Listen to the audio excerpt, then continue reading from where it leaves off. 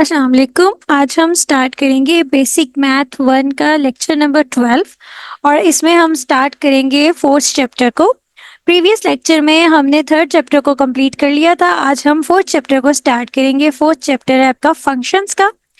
तो fourth chapter में first हम स्टार्टिंग करते हैं।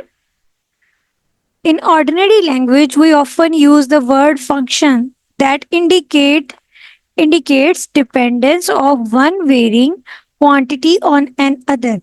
कि ये इंडिकेट करती है कि एक क्वांटिटी जो है वो दूसरे पे डिपेंड कर रही है, मतलब एक के वेरी होने से दूसरे की क्या डिपेंडेंसी है ये देखा जाता है।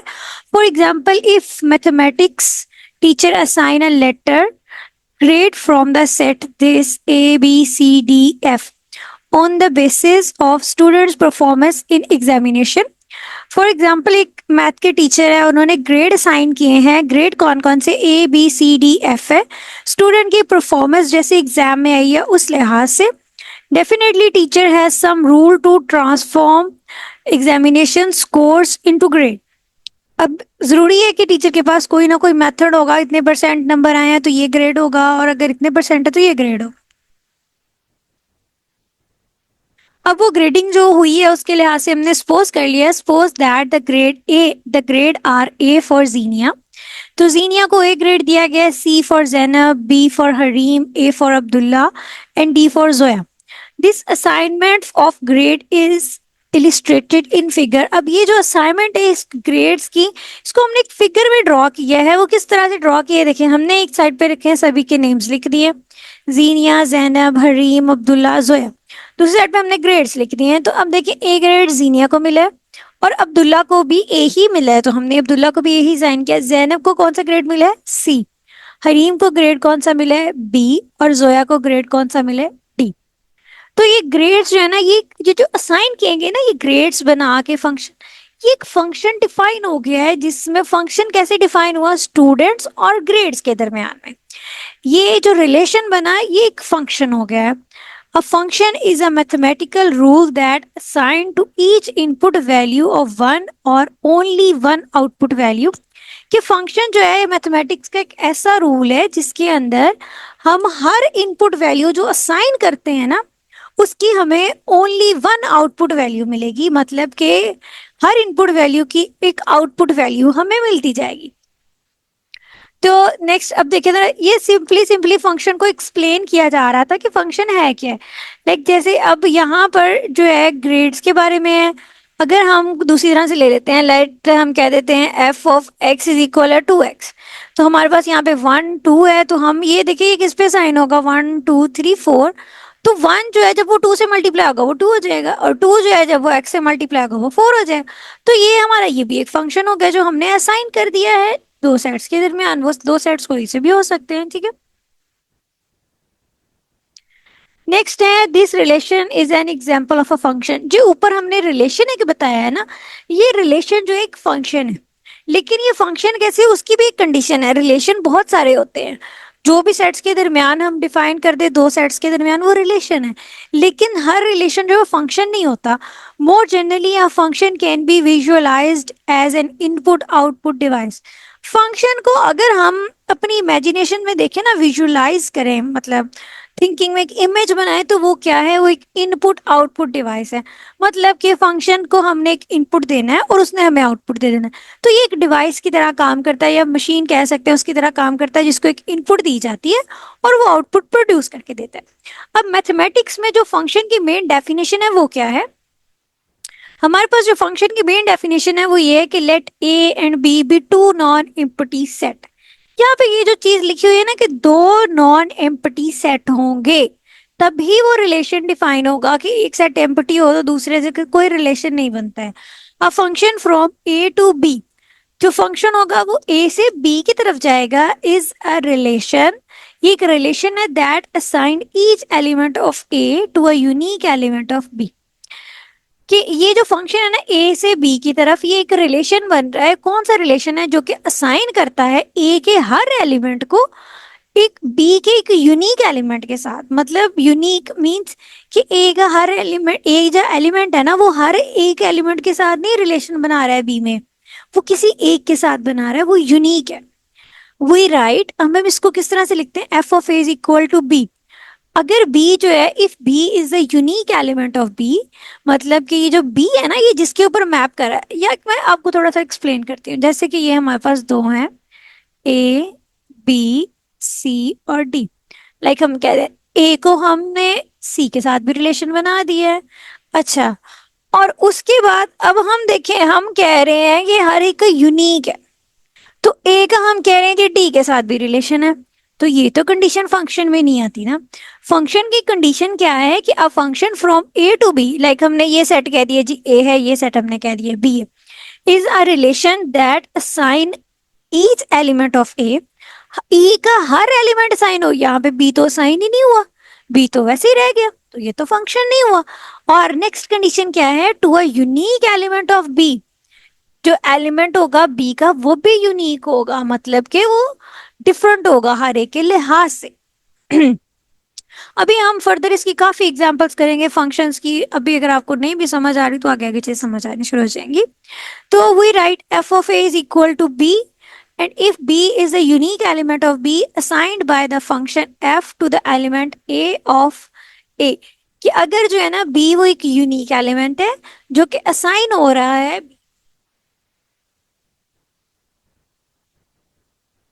by the function f to a letter a of a, means कि एक फंक्शन f के साथ a को एक जो सेट है ना उसका एक एलिमेंट है a। चीजें थोड़ी सी कंफ्यूजन है, a जो है वो इसका सेट है और जो b है वो b सेट का एलिमेंट है। मतलब कि एक सेट ये है a, ये सेट पड़ा हुआ है b, यहाँ पर एक a एलिमेंट है, यहाँ पर एक b एलिमेंट है, ये दोनों की मैपिंग डिफाइन हुई है। यहाँ पे ये जो बन रहा है, ये एक रिलेशन बन रहा है जो फंक्शन है, तो हमने लिखा है f of a is equal to b, means के एफ के साथ ए लेंगे तो वो किस पे मैप कर रहा है, वो बी के साथ मैप कर रहा है, ठीक है। तो ये चीज, if f is a function from a to b, अगर एफ जो है वो फंक्शन है ए से बी की तरफ, वी राइट, हम कैसे लिखेंगे, f a to b, f जो है वो ए से बी की तरफ एक फंक्शन है। नेक्स्ट, अब ये जो फंक्शन है इसके अंदर दो सेट है ए और बी, इनके भी कोई नेम्स होंगे, अब हम उनके नेम्स को डिस्कस करेंगे। If f is a function from a to B, we say that अगर फंक्शन डिफाइन हो रहा है तब, ठीक हो गया, तब उसके बाद ये कंडीशन है, अगर फंक्शन डिफाइन नहीं हो रहा तो कंडीशन नहीं अगली। अगर वो फंक्शन डिफाइन हो रहा है A to B, we say that A is domain, तो ये जो हमारा पहला सेट होगा ना ए का, ये क्या है, ये हमारी डोमेन हो जाएगी, ठीक हो गया, जो हमारा मेन सोर्स है जहां से हमने इनपुट दी। और जो बी सेट है वो हमारी क्या हो जाएगी जी, codomain, codomain of f. If f of a is equal to b, अगर ये जैसे मैंने लिखा f of a is equal to b, then b is the image of a. Definitely a का जो इमेज बन रहा है बी में, वो हमारे पास स्मॉल बी जो है वो ए का इमेज है।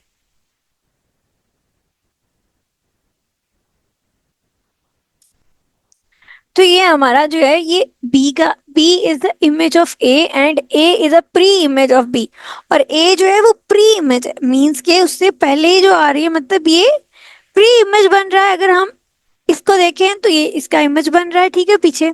और अगर हम f ऑफ a को देखें तो उसका इमेज b बन रहा है। The range of f is the set of all images of the elements of a, means के जितने एलिमेंट्स होंगे जो मैप होके आएंगे ना, वो हमारी जो होगी वो रेंज होगी इस सेट की। जो जो एलिमेंट्स मैपिंग में यूज हो रहे हैं वो हमारी रेंज है, जो टोटल सेट बी होगा वो हमारी कोडोमेन है, जो हमारा टोटल सेट ए है वो हमारी डोमेन। नेक्स्ट मूव करते हैं फंक्शन मशीन, कि फंक्शन जो है वो एक मशीन है, वो कैसे हमने कह दिया है उसको थोड़ा सा एक्सप्लेन किया जाता है। It is a very It is a very useful way to think of a function is a machine, कि ये बहुत यूजफुल वे है इस तरह सोचने के लिए कि फंक्शन जो एक मशीन है। सपोज हमने सपोज कर लिया f of x to y and an input x of x, और एक इनपुट है जो स्मॉल एक्स की कैपिटल एक्स में से। Imagine f is a machine that process x into a certain way to produce the output f of x.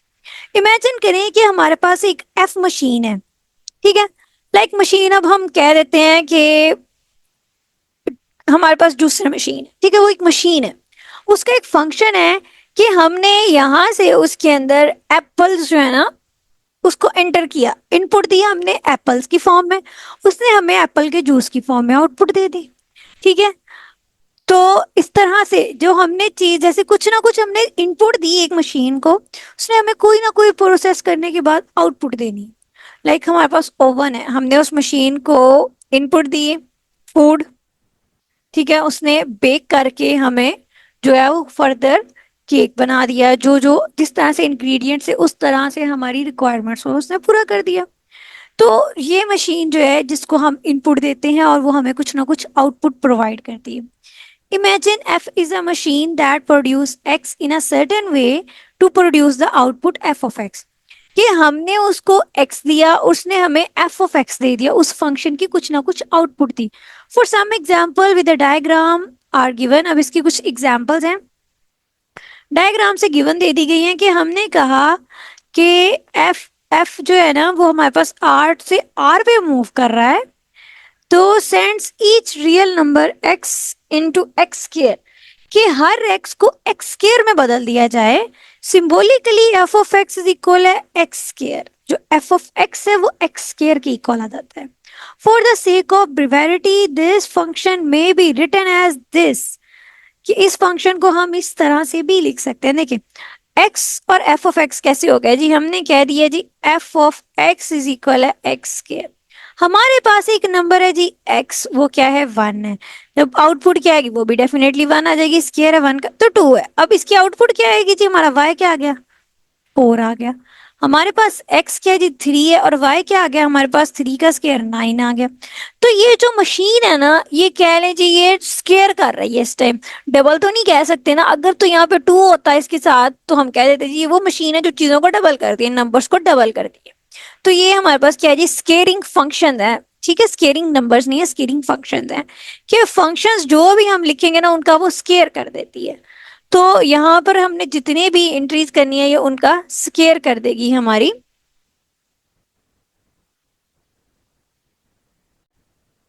Next example जो है उसमें जी जो है ना फंक्शन दे दिया गया है इंटीजर से इंटीजर्स पे, तो g send each integer n into n plus 1, तो g जो है ना वो n को n प्लस 1 में कन्वर्ट कर देगा। लाइक आपके पास जो g है वो है n प्लस 1, मतलब हम g को अगर n जो देंगे ना वो 1 देंगे तो वो उसको 2 में कन्वर्ट कर देगा। इसी तरह से अगर हम 2 देंगे तो वो 3 में कन्वर्ट कर देगा। g of n is equal है n प्लस 1। तो अब देखिए n जो है ना वो पहले हमने 1 दिया तो हमारे पास g ऑफ 1 क्या आ गया, हमारे पास g ऑफ 1 आ गया जी 2। फिर n हमने क्या दिया है, लेट हमने कह दिया जी integer n is equal to हमने 2 दे दिया है, तो g ऑफ 2 जो हमारे पास आएगा वो आ जाएगा 3। इसी तरह से ये सॉन प्रोसीजर चलता जाएगा। तो इनपुट सक्सेसिव फंक्शन और f ऑफ x हमारे पास आउटपुट आ जाएगी। नेक्स्ट है कुछ एग्जांपल्स हैं, सैलरी फंक्शन की एग्जांपल दे दी गई है कि suppose that you have taken a bike you have taken a job as a salesman at bike shop. Your employer has started that your fixed monthly salary is rupees 10,000 and remaining salary depends upon the number of units of bikes you sell each month. कि suppose कर लिया है कि आपको salesman की job मिली है एक bike shop पे, और जिसने आपको हायर किया है उसने आपकी सैलरी फिक्स्ड अमाउंट जो रखी है वो 10,000 है, और जो बाकी सैलरी है ना वो डिपेंड करेगी कि आप कितने यूनिट ऑफ बाइक सेल करते हो हर महीने। The bonus salary per unit sold is 200 rupees, कि अगर आप एक बाइक सेल करते हैं तो आपको 200 रुपया एक्स्ट्रा मिलेगा बोनस अपनी सैलरी से। तो डिटरमाइन द सैलरी फंक्शन, अब जो सैलरी का फंक्शन बनेगा ना, अब ये कैसे फंक्शन कैसे है, देखो सैलरी और जितनी बाइक सेल की उनका रिलेशन बनना है, हमारी फिक्स्ड अमाउंट ऐड करके सैलरी आपकी बननी है। तो ये हमारे पास एक फंक्शन है। अब ये फंक्शन में जैसे जैसे बाइक्स की हम पुट करते जाएंगे कितनी बाइक सेल हुई उस लिहाज से सैलरी का हमें आउटपुट मिलता जाएगा, ठीक है। तो ये एक फंक्शन सेट कर लिया गया है कि उस फंक्शन में हम जब बाइक्स की वैल्यूज पुट करेंगे कि कितनी बाइक सेल हुई हैं तो हमें सैलरी मिल जाएगी। तो लेट कर लिया हमने y इज इक्वल है मंथली सैलरी इन रुपीज, कि मंथली सैलरी जो है वो रुपीज में वो आपकी वाई है, और एक्स हमने कह दिया number of unit sold per month की, डेली हर मंथ की कितनी बाइक सेल हुई है उतनी की। तो नंबर वन जो ए है हमने डिटरमाइन करनी है salary function. The fix salary is 10,000 and you got 200 on the sale of per unit bike. The salary function is y is equal है 200x प्लस 10,000, कि जो हमारी होगी सैलरी फंक्शन आएगा वो 200x जो है जितनी बाइक सेल हुई और 10,000। नंबर बी है determine the salary if you sold 25 bikes. अब आपने सैलरी को डिटरमाइन करना है अगर आपने 25 बाइक सेल कर दी। If you sold 25 bikes then x is equal 25, कि x जो होगा वो हमारा 25 हो गया, तो यहाँ पे हमने इसकी वैल्यू पुट की, तो hence the salary is 15,000 rupees. Next example number 2 है हमारे पास। एग्जाम्पल नंबर 2 में दे दिया गया है कि लेट x इज इक्वल है this and y is equal है दिस। तो define f of x y by the following arrow diagram. तो डिफाइन कर दिया गया है इनके रिलेशन को एरो डायग्राम से। नेक्स्ट कह दिया गया है right the domain of f and the codomain of F, कि एफ की डोमेन क्या है वो बताए और एफ की कोडोमेन क्या है वो बताए।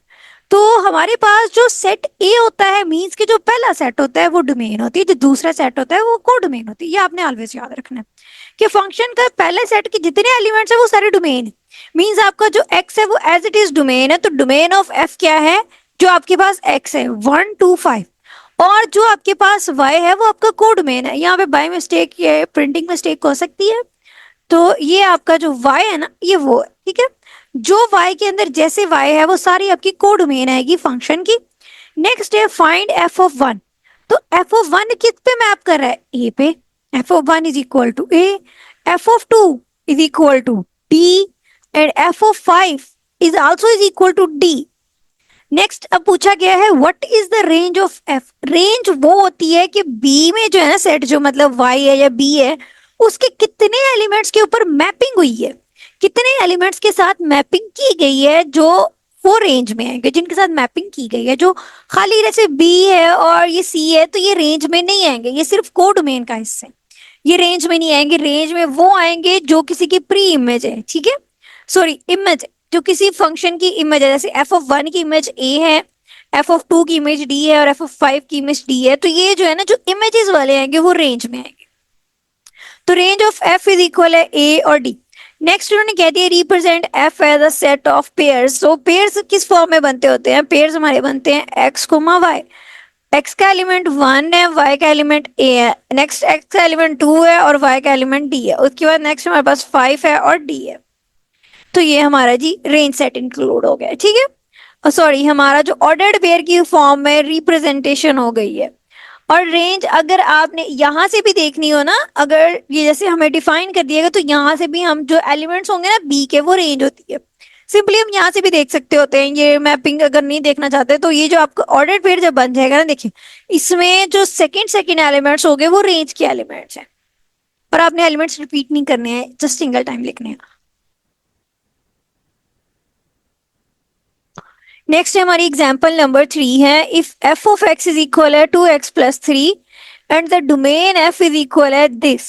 डोमेन आपको दे दी गई है, फंक्शन दे दिया गया, find the range of F. Range हमने फाइंड करनी। रेंज हम कैसे निकालेंगे, हम पहले तो इन वैल्यूज को पुट करेंगे इसमें, फिर हम देखेंगे हर एक पे आंसर क्या आ रहा है, फिर हम रेंज बताएंगे। सिंस पहले हमें ये वैल्यूज पुट करनी पड़ेंगी सारी। Since F of x is equal है 2x प्लस 3, देयरफॉर अब हमारे पास जो x गिवन था, x हमें बस क्या गिवन है 1 2 4 और 5। अब हम इनको वैल्यूज को पुट करते हैं फंक्शन में। एफ ऑफ 1 इज इक्वल है 2 plus 1 plus is equal to 5 आ गया, f of 2 is equal to 7, f of 4 is equal to 11, f of 5 is equal to 13। तो ये जो हमारी ये आए हैं ना एलिमेंट, ये इसकी रेंज है।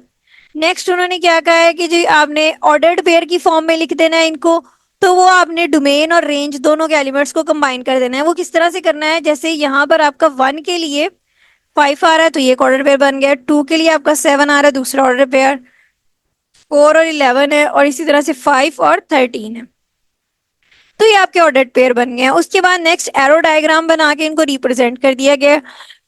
कि 1 जो है वो 5 पे मैप कर रहा है, 2 जो है वो 7 पे कर रहा है, 4 11 पे कर रहा है और 5 जो है वो 13 पे कर रहा है। अब हम मूव करते हैं एक्सरसाइज की तरफ। टाइप्स ऑफ फंक्शन जो है वो हम इंशाल्लाह नेक्स्ट लेक्चर में करेंगे।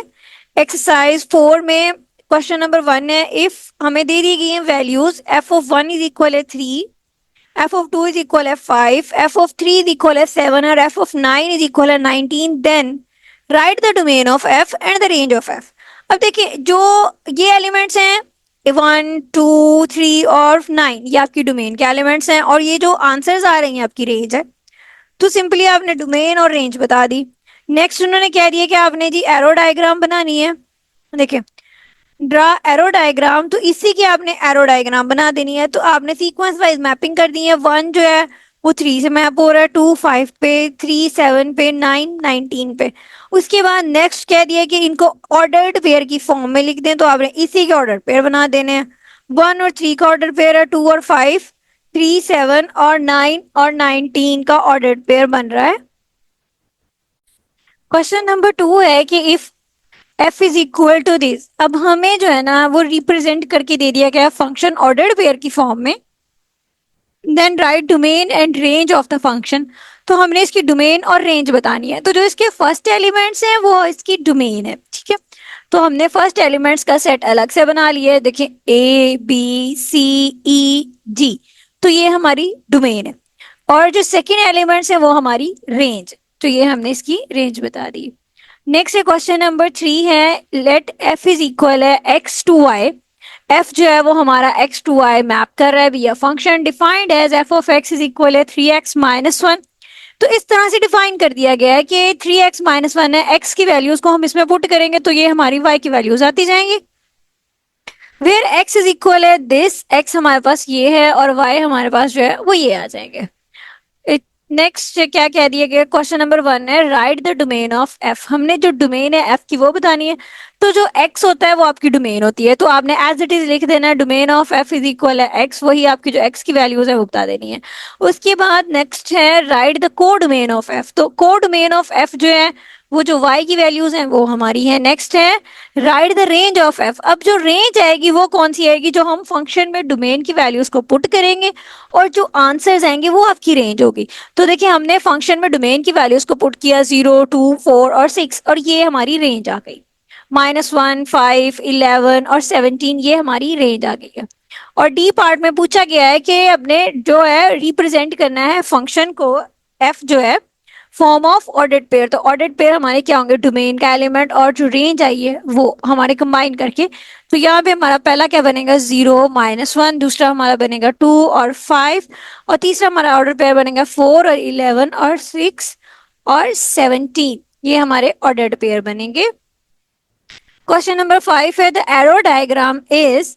अब इसकी जो एरर डायग्राम है वो रिप्रेजेंट कर दी गई है। 0 जो है वो -1 पे मैप कर रहा है, 2 5 पे, 4 11 पे और 6 17 पे मैप कर रहा है।